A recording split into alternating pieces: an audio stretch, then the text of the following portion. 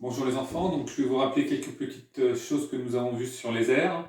Donc déjà, comment on utilise les formules pour le carré, le rectangle et le triangle. Alors pour le carré, on avait vu la formule pour le périmètre du carré. Donc périmètre du carré, c'était 4 fois le côté. Donc ici le côté, on imagine que c'est 5 cm.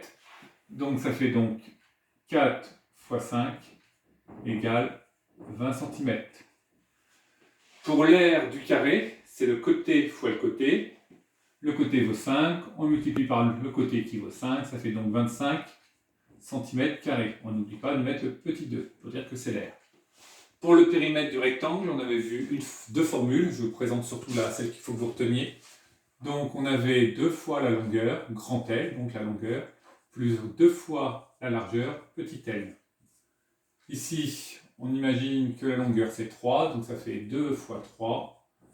La largeur c'est 2, 2 fois 2, ce qui nous fait 10, alors 2 fois 3, 6, 2 fois 2, 4, ça fait donc 10 cm.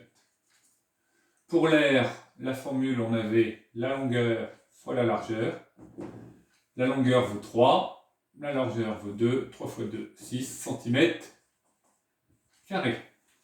Pour le périmètre du rectangle, alors le périmètre du rectangle, c'est simple, puisqu'en fait, il n'y a pas de formule, il faut juste additionner les côtés. Donc ici, j'ai imaginé que c'était 5, 3 et 4 cm.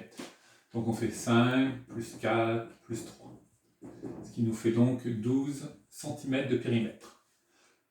C'est le périmètre du triangle.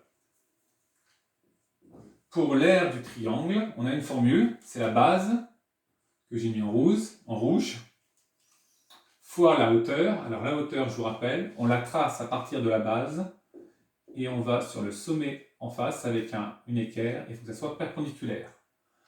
Ensuite, pour appliquer la formule, il faut mesurer la hauteur. Donc là, j'imagine que je la mesure et on imagine qu'elle fait 3 cm.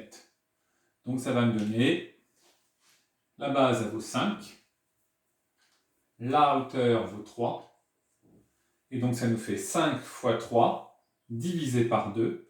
5 fois 3, 15, divisé par 2, 7,5 cm². Voilà, merci.